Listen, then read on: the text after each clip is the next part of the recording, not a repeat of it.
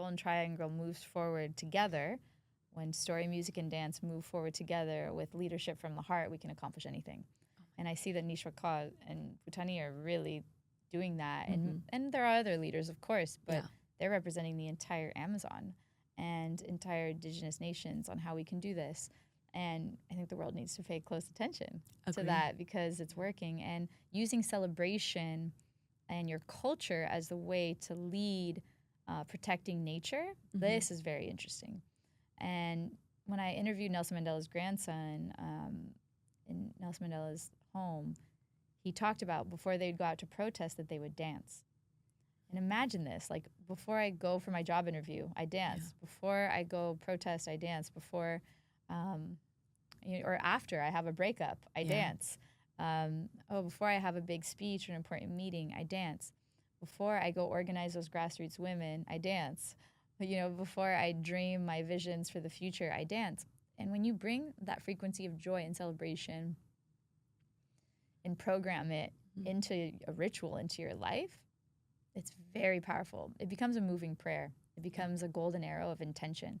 And when you describe that, this morning they were in the jungle, and then the next day there's Supreme Court, and it's this storytelling, music, and dance is the magic carpet that you take to arrive in each place. Who and exactly what's the sun forsake me and the moon forgave me. Hi everyone, welcome to The Awakened Journalist. My name is Emiliana Molina and we do conscious journalism for the good of humankind. We're here bringing more joy to the world, and we have a very special guest today that is doing exactly that, bringing more joy to the world, bringing more peace to the world, and she's doing it through the power of dance. Her name is Vandana Hart. She's the founder of We Speak Dance and also of the initiative 1 Million Women Dance. She's going to tell us more about that. She's a powerhouse of a woman.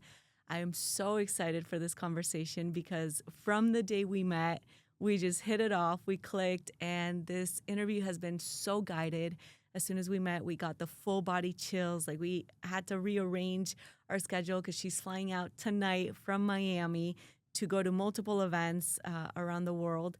And I knew that I had to make time for this and prioritize this because she's such a powerhouse, and what she's doing is just so monumental and transformative that I'll let her talk a little bit about it. Welcome. Oh, it's so amazing to be here, and meeting you is like sparks. So yes. I'm really honored to be on your podcast and love what you're creating and sharing with the world. Thank you. Thank you, Vandana. Okay, so let's start with We Speak Dance. Tell me a little bit about that, what it means, what it does, and a little bit about where you're heading as well. We Speak Dance has been a lifelong experience of becoming the dance. And I worked at the United Nations for many years in 50 countries to end violence against women and girls. But what I found was the most powerful language actually to make real impact was when we dance first. When you dance first and then you get to your life, this is where you really are able to tap into the magic. And one of the most powerful ways to approach the dance is to approach the culture. And when you visit the culture and you absorb the power of that culture, which I was so lucky to do in New York with the founders of hip hop, I would house dance till 4 a.m. with the break dancers and the Vogue dancers, and really understanding and being in the culture. It's live. It's a live experience. It's a conversation.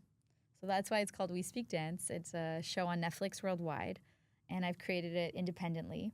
And I really wanted to honor the sacredness of the dance and the sacredness of the culture. So I realized that creating it in this independent way without big partners, big brands, or sponsors to start was really vital to set the tone for showing the world how powerful the culture of music and dance are to unite us and build bridges for humanity.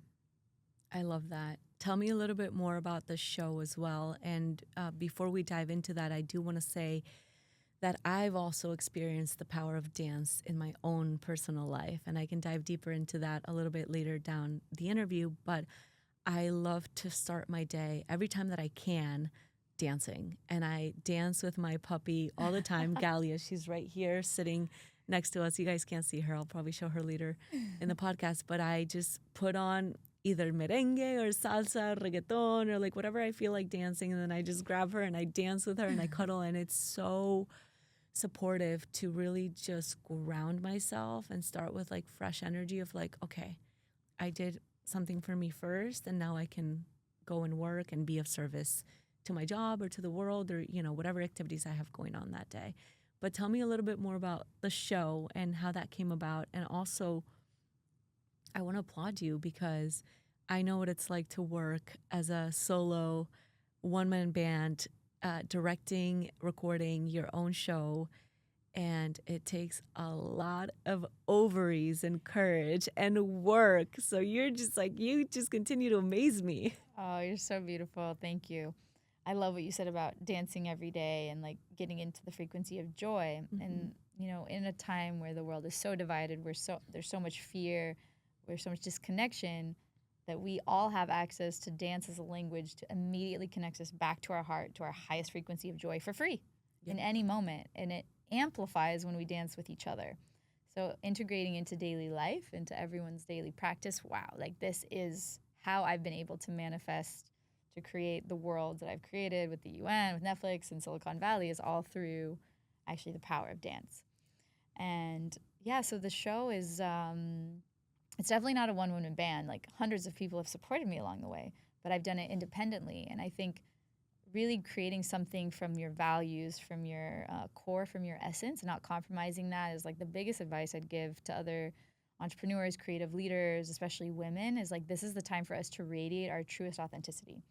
And like none of my projects would ever work when I try to be someone else or try to like adjust who I am. So I'm like just now feeling like I'm stepping into like, what is that fullest expression, authentic expression of myself?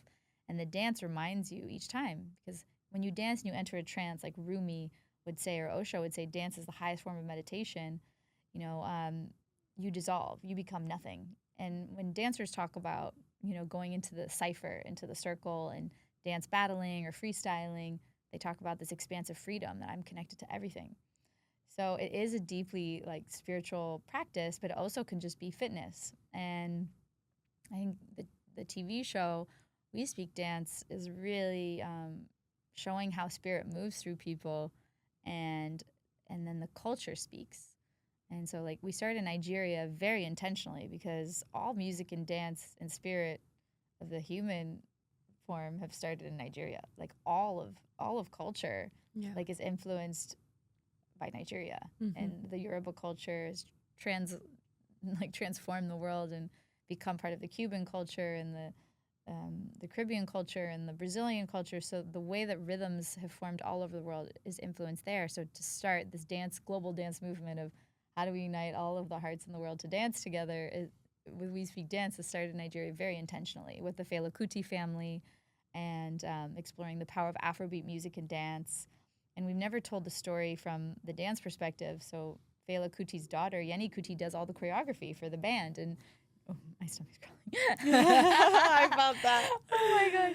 Yeah, just like thinking of Femi Kuti, like, and Yeni Kuti, like, they're the embodiment of the music and dance. Yeah. And when I was dancing with them in Nigeria, it was in visiting the shrine and like this historical place where revolution and dance and spirit have been coming together for so long, for people to remember their collective power and strength. I felt it when I was there in the space. Yeah. And that feeling comes about live, in person. Yeah. We're all on our cell phones, we're all engaging with technology, but the goal is really to be live together, dancing and singing together each day. It's not about how good it is, it's about how it feels. And I really want to be an ambassador to people dancing and singing each day. And this is like the key for me to unlock your truest potential and your highest level of authenticity, and the fullest radiance of who you are is really when you sing and dance, regardless of what it looks like.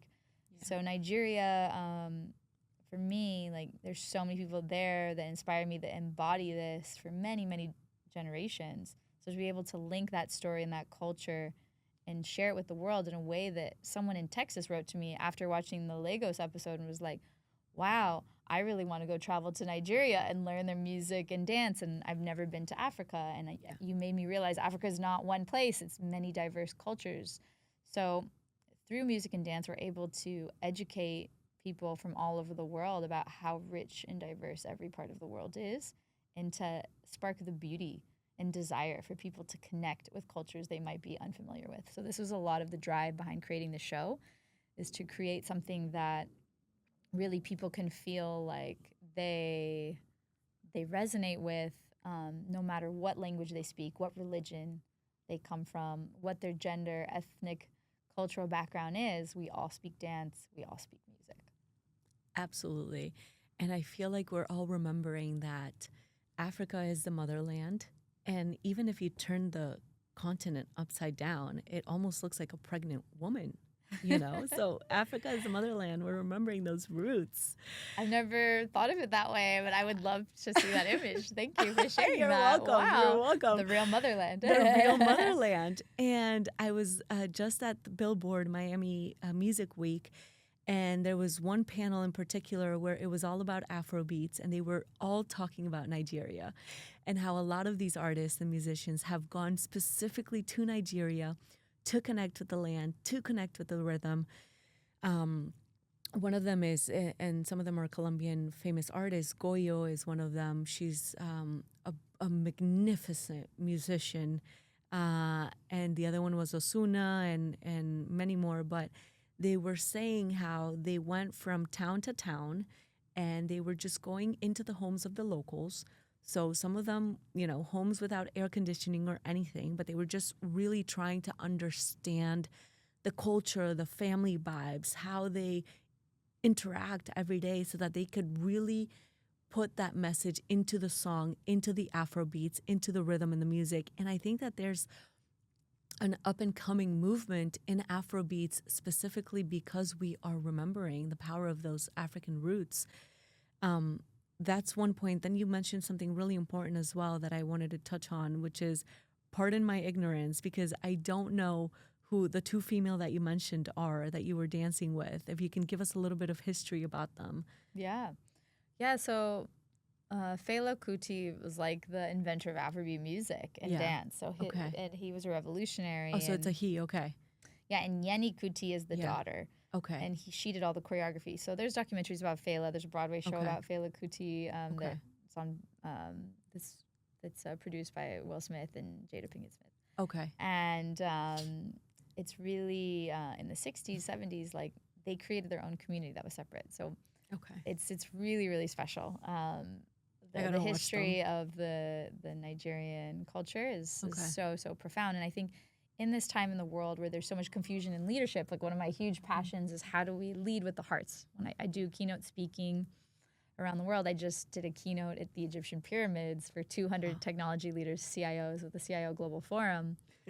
And I was like, wow, how am I going to get these guys to move? You know, I'm like, wow, like I need to take a second for this because I can just picture you coming in, these like 200 plus men in suits, like it's coming out from like either the UN or these global panels, like super uptight. Like I just. No, I was just like, how am I going to do this? Like, I'm like, what do I wear? Like, what do I say? What do I do with them? You know, like, because I've just never had like a predominantly male group. And at the pyramids, I was like, wow, this is so iconic. And when I meditated that morning, I just realized, I was like, you know what? Like the culture, like lead with the culture. So I played songs from like different cultures that I knew were going to be present. Yeah. And then I asked each culture to come on stage and dance their culture. Yeah. And each one came up like it was their last day on earth. Like this guy from Nigeria was there, a guy from Ghana, a guy from India, Pakistan, Ukraine, Russia, Saudi. Like it was so beautiful to see each culture like run up on stage and want to share how their people move and speak, and it created immediately this weaving and unity of all the different cultures and the power of our culture. So not only did they share, but then everyone mimicked them and tried it. Yeah. And this is my like obsession, is like, how do we really create a United Nations of dance where we're not speaking about the problems, we're moving together, we're feeling our hearts, and we're arriving at our highest planetary leadership through our heart. And this is what the world needs more of. We don't need more competition. We need more collaboration, more global alliances, and more heart leadership, where when you're in the presence, it's like you're in the presence of a lion. This person is only courage and heart, and is present with you in person, in the physical, in the flesh. And like, Yeah. I think this is the most precious resource we have now is heart leadership and presence. Great. So this is what I spoke on in Egypt. And I think the bigger movement that I'm launching, before I die, I would love to have 1 billion hearts move together across the world for something. Yeah. And my true north is really sharpened to purpose. What are you moving for? What's your true north? What's your purpose? And I think each day, like you said, you love waking up and dancing in the morning. What if each day you moved, you danced, you celebrated each day, and then you got points for doing that, and then you could have that go towards a cause that you care about. Like, hey, this year I'm moving for water. Yeah. And I think with crypto, tokenomics, AI, AR, like all of the developments that are forming in technology, I think bridging the ancient first language of dance is our most powerful technology with moving hearts in the world is something I'm really interested in exploring. So I'm working now on how do we spark this movement of 1 billion people to dance at the same time? And I believe it has to start with the women. So the first call to action is 1 million women dance. And this was born in the Amazon with Queen Putani. She's the leader of the Yawanawa people, a beautiful tribe in Brazil, their own nation, Yawanawa Nation. And I met her 3 years ago, and I felt, wow, she's the embodiment of heart leadership, of the feminine force leading. And I'd never seen it before. I worked at UN Women with hundreds of women around the world, many leaders in venture capital, politics, business, creativity, the arts. I'd never met a woman that was so embodied in her authenticity, in her true essence, and her true power. Yeah. And I was like, I need to tell your story. So we met, we danced, and she said dance is my number one passion. Yeah. So now I'm collecting queens around the world, literal queens, and also like helping women remember their queen energy and that you embody your full radiance and power when you dance. So we came up with this vision in the Amazon together, dancing. She says, yeah, dancing is the thing that drives the empowerment of the women in my community, and that we all move together as one people, as one culture, with our song and our dance, and that we use the power of dance to protect the Amazon. So I'm going to Saudi tonight, and then the next week I'm going to the Amazon tomorrow to dance with the Yawanawa at the climate conference at COP. It's in the Amazon for the first time, and I think this is so important for me to physically be there. Yeah. One of the questions I have is like, what are you showing up for in life? What do we go to someone's birthday, we go to this, but what moments in history are we showing up for? How are we have that influence, all of us, our bodies, to show up physically and be present for the moments where history is being made. So in season 2 of We Speak Dance, we haven't released it yet. I went to South Africa for Nelson Mandela's 100th celebration. Yeah.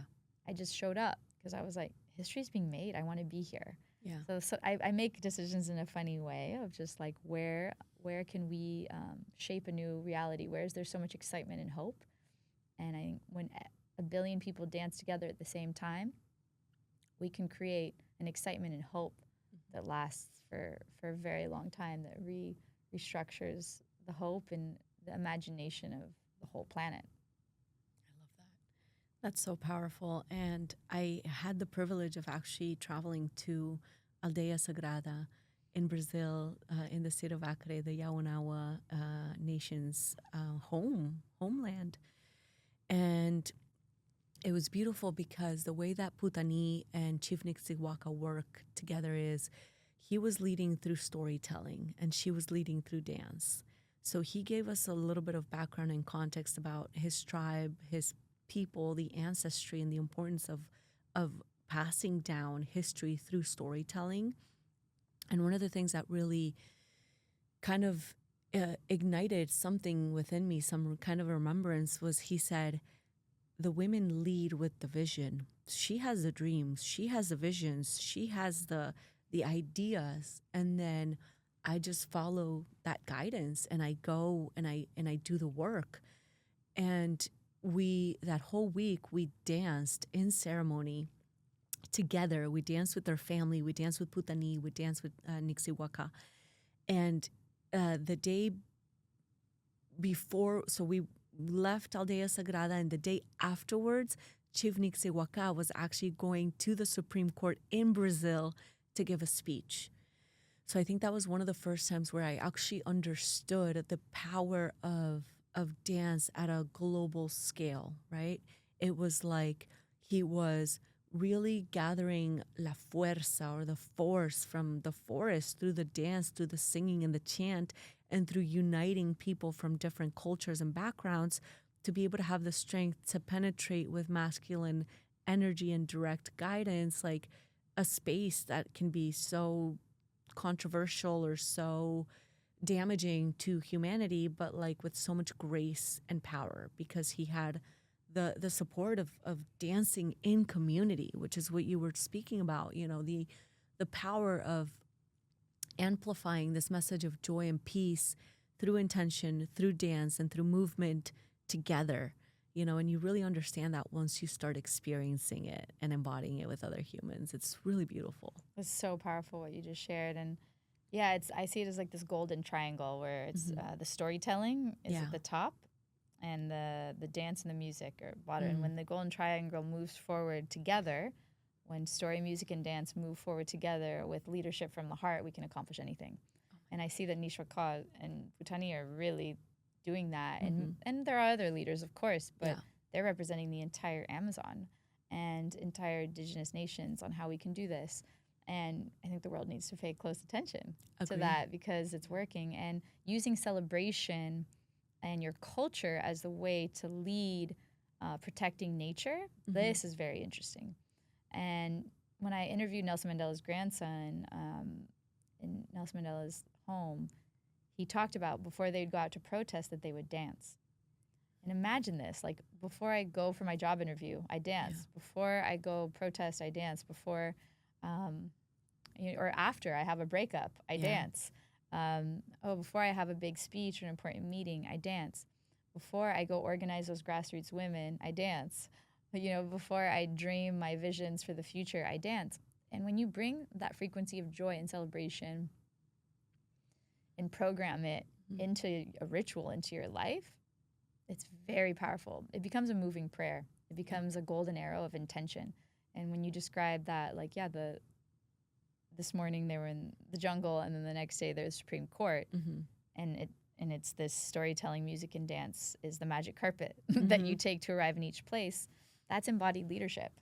Yeah. And I think there's with the world, with the wars that are happening, the oppression, the inequality, segregation, oppression of women, girls, minority, like so many things that we're facing. Communities, giving them more work to do, and activists are very tired.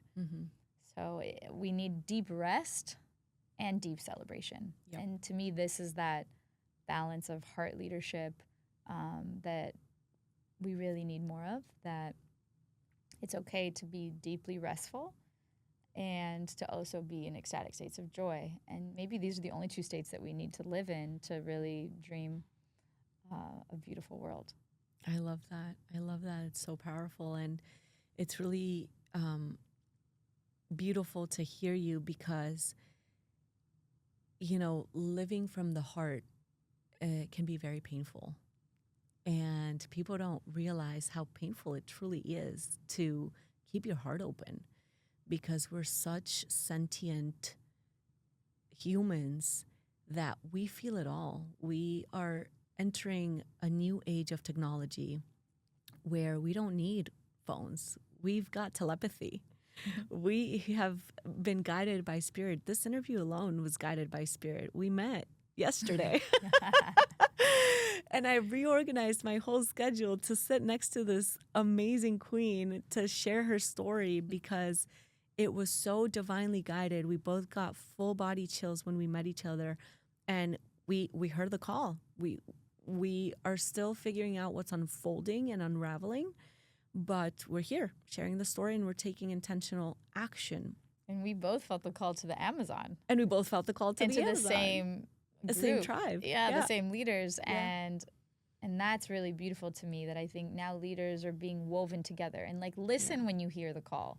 Yep. Listen if you feel called to the Amazon. Listen if you feel called to go travel to a country or a culture that you've never experienced before. Listen to the call. And I felt the call when I heard the music of Bhutani. I said, wow, I already know this person. Through her music, I traveled to go meet her in person. And then we birthed this vision of 1 million women dance together. Yeah. And my dream is that when 1 million women dance together each day, we remember our true power and radiance, and we're able to actually able to rule. Yeah. And not just the world, but our frequency. We can't rule anything. Girls rule, sure. But no, queens like are radiating love and celebration and joy and peace. Yeah. So for women to take their rightful place in the world order and reorganize and re-architect the world, we have to feel in deep rest and celebration, connected to nature, and remembering our true essence of who we are. And then the men are so happy to come and support us. Yeah. But I think we have to also be brave enough to hold the vision, ask for the support, and take the action. Agreed. And the way I've been able to do that is by meeting powerful women like you and other women and coming together. We're only as strong as we are coming together and sharing our visions and getting behind each other's visions when we know they feel right in the heart. Agreed.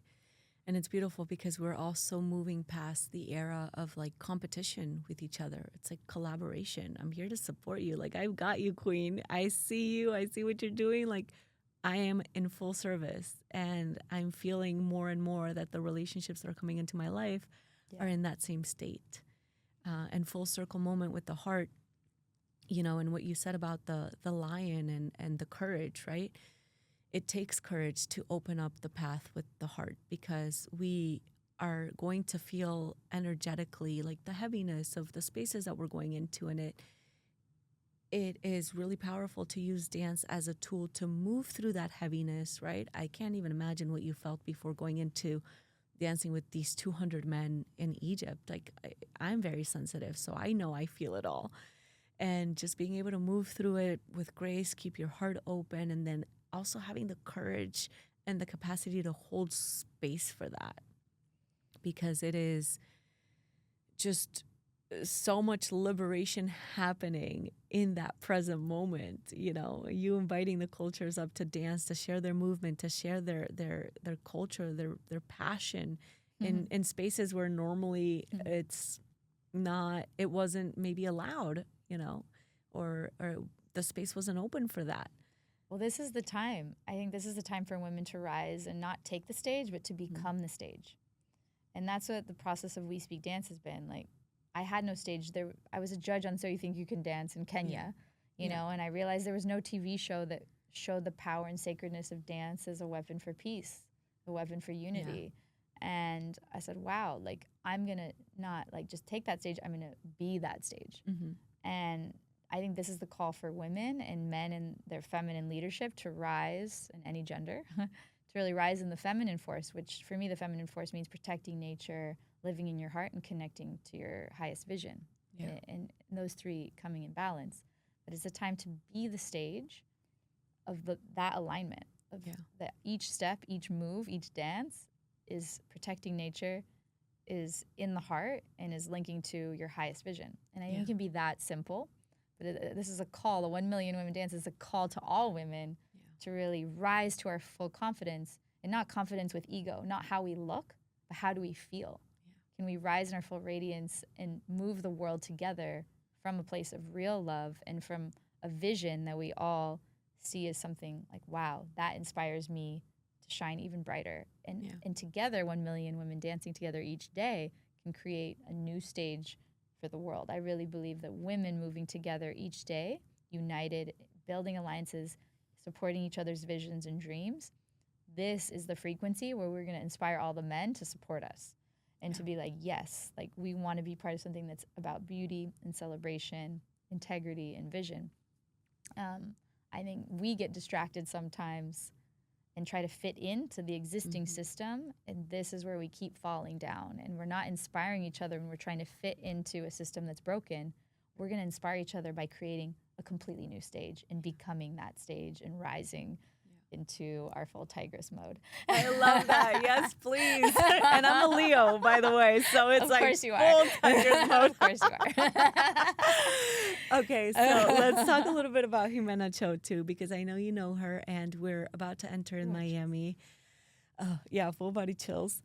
In a week of remembrance and honoring Jimena Cho. For those of you that didn't know her, she's a powerhouse in Miami, was a powerhouse in Miami, and transcended about almost 4 months ago, and touched hundreds of lives, including mine and including yours. So share a little bit about your journey with her and with Tony Cho as well. Wow.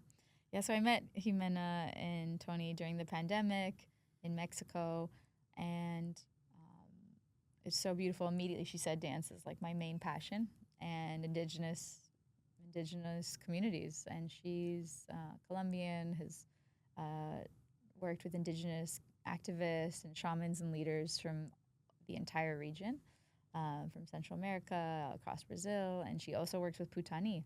Yeah. And so her and I would just dance everywhere together, and I felt like in her feminine softness that she was able to like really influence Tony so much in his leadership, that he was like executing, but it was her vision. Yeah. It was her grace and her beauty that was shaping the world. So she's definitely the feminine force embodied.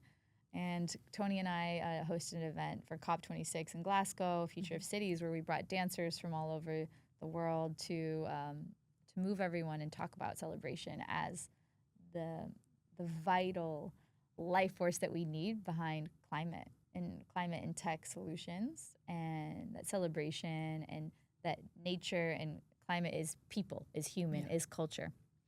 So Jimena and I, the last night that I saw her before she passed, she said that she had a vision while in a dieta of wearing black feathers, like that she was wearing a headdress and it was all these black feathers, and she said she felt benevolent power. Yeah. Oof. And and I was like, well, tell me more. What does that mean? Yeah. And she said, women have been shrinking ourselves for so many generations, and we're in the first generation where we actually have the opportunity to collectively all be the fullest expression of who we are. And there's no one we need to answer to. This is the first time we can collectively believe that, feel that, and dream that into reality. And I was just like, okay.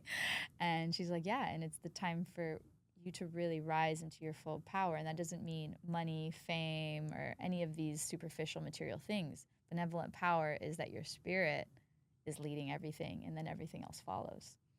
And that was one of the most influential conversations I've ever had in my life. Wow. So I really deeply honor Jimena. I feel her presence and celebrate her as a true queen of many realms. Yeah. Oh, absolutely. Absolutely. She's so present. I feel her too. She definitely guided us to do this interview. When we got the full body chills, it was her orchestrating from heaven, like, you've got to do this now. Now is the time. I don't know if there's anything else that you want to add that maybe I haven't asked you. No, it's so beautiful. I feel just really inspired by you and this moment together to share this right before Putani flies to Miami for this event. Yes. For all of us to dance and sing together. I can't wait to celebrate together and to make life this dance, to make life a dance. This is the call to people around the world. I really believe that we can make life a dance. Absolutely. Each moment can be a dance. And I call on all the women to join our 1 Million Women dance campaign, to dance each day together and to move for something, to move for your dream each day. And that it's not just about the big accomplishments. It's really about dancing each day into your dreams, and each moment becomes bliss, becomes heaven on earth. So this is the message that I'd love to share, and I just feel so honored to be a guest here, and to I hope that my crazy dreams of the whole world dancing together, this is just one more ripple in the world that invite many other people to dream as crazy as possible and make their life the stage. I love that. I love that. Yes, please. I also feel so inspired by you, so moved by you and your grace and your power and your fierceness and your inner lioness. And, this conversation was so magical and delicious on so many levels. And I felt Jimena so present, guiding us. I felt her so much too. And this month we dedicated a dance, 30 days of dance. We're in the middle of a challenge. I've never done this before, but it was dedicated to protecting the lions in in Kenya. There's a women's organization that's doing that. So I organized a group of women, like, hey, let's dance each day, donate this much, and a percentage will go towards this. So I think this embodiment piece of how do we embody, the highest feminine force is moving for what you love and care about each day in celebration. And that brings me back home to my purpose, to my inspiration. Like, I've had burnout, I've had challenges, I've had, depression, all of the things. And every time the way I'm able to find myself again is through the dance. And now the mental health statistics show that dance is actually the number one solution for mental health. Wow. More powerful to treat depression than yoga, meditation, even therapy, or any pills. So yeah, this ancient technology is not just a Netflix show. Yeah. It's something that you can immerse in each day in your life for free, and invite your friends, invite your community. If you're not already dancing, like, I think we want to create more spaces for people to dance together live. We don't need to wait. Exactly. The moment is now. Yeah.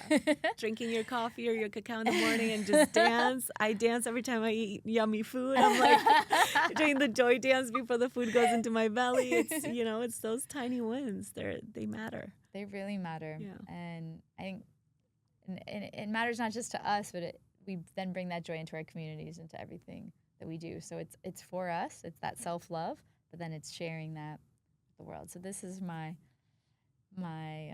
biggest passion, and maybe you and I will be dancing with Putani, inviting all of the world to dance together. Yes, please. Yes, please. Count me in to all the dances. I'm in.